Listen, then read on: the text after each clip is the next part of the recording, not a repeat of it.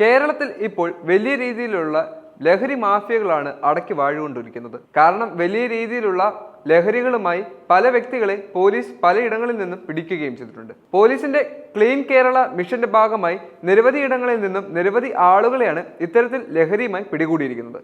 ഇപ്പോൾ ഓരോ ദിവസവും ലഹരിയുമായി പിടിക്കുന്നവരുടെ എണ്ണം കൂടി വരികയും ചെയ്യുന്നു. പോലീസ് കൃത്യമായി ഇതിനൊക്കെ നിയമ നടപടികൾ സ്വീകരിക്കുന്നത് കൊണ്ട് തന്നെ കേരളത്തിലേക്കുള്ള അധികമായി വരുന്ന ഇത്തരത്തിലുള്ള ലഹരികളുടെ സാന്നിധ്യം ഒരു പരിധിവരെ തടയുന്നതിന് വേണ്ടി സാധിക്കുന്നുണ്ട്. ലഹരി മൂലം കേരളത്തിന്റെ യുവതലമുറയിൽ ബാധിച്ചിരിക്കുന്ന വലിയ രീതിയിലുള്ള ലഹരി അടിമത്തം വളരെ വലിയ പ്രശ്നങ്ങൾക്ക് കാരണമായി മാറിയിട്ടുണ്ട്. ഇത്തരത്തിലുള്ള വിഷം കുട്ടികളിലും അതുപോലെ തന്നെ യുവാക്കളിലും അധികമായി ചെല്ലുന്നതുകൊണ്ട് ക്യാൻസറും അതുപോലെ തന്നെ വലിയ അസുഖങ്ങൾക്ക് കാരണമാകും. അതിനപ്പുറം സ്വന്തം മാതാപിതാക്കളെയും സഹോദരങ്ങളെ വരെ തല്ലിക്കൊല്ലുന്നതിന് വേണ്ടി മാത്രം വരെയുള്ള ഒരു ഭീകരമായ അവസ്ഥ സൃഷ്ടിക്കുന്നതിന് ഇത്തരത്തിലുള്ള ലഹരികൾ കാരണമാവുകയും ചെയ്യുന്നുണ്ട്. അതുപോലെയുള്ള പല സംഭവങ്ങളും നമ്മുടെ കേരളത്തിൽ നടക്കുകയും ചെയ്തു. 18 വയസ്സ് പോലും പ്രായപൂർത്തിയാകാത്ത കുട്ടികൾ തമ്മിലടിക്കുകയും അതുപോലെ തന്നെ ഒരു കുടുംബത്തിലെ എല്ലാവരെയും തന്നെ ഇല്ലാതാക്കിയ യുവാക്കളെല്ലാം നമ്മുടെ കേരളത്തിൽ തന്നെയാണ് ഉണ്ടായിട്ടുള്ളത്. സ്വന്തം അമ്മേനെ പോലും കൊന്നിട്ടുള്ള യുവാക്കളുള്ള നാടാണ് ഇപ്പോൾ കേരളം മാറി.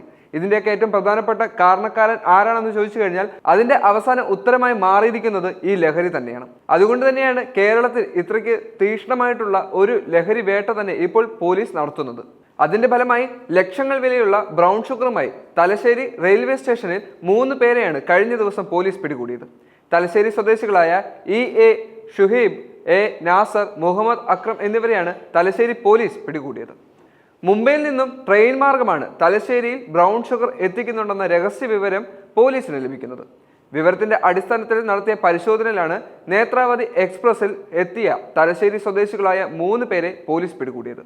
എ ഷുഹൈബ്, നാസർ, മുഹമ്മദ് അക്രം എന്നിവരെയാണ് പോലീസ് പിടിച്ചത്. ഷൂവിൽ ഒളിപ്പിച്ച നിലയിലായിരുന്നു ബ്രൗൺ ഷുഗർ.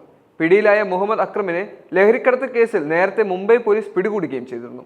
സ്ഥലം CI Binumohan, Thalassery SI Prashu PV, DANSAF squad അംഗങ്ങളായ ശ്രീജേഷ്, സുജേഷ്, മിഥുൻ, അജിത്, മഹേഷ്, രാഹുൽ, ബിനു എന്നിവരുടെ നേതൃത്വത്തിലായിരുന്നു ലഹരി വേട്ട.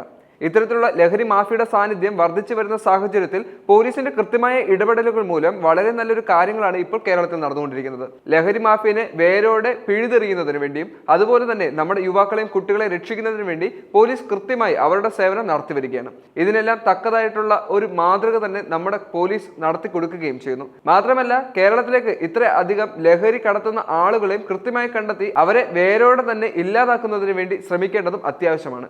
അല്ലെങ്കിൽ ഇത്തരത്തിലുള്ള വലിയ അപകടങ്ങൾ നമ്മൾ ഇനിയും കാണേണ്ടിയിരിക്കുന്നു.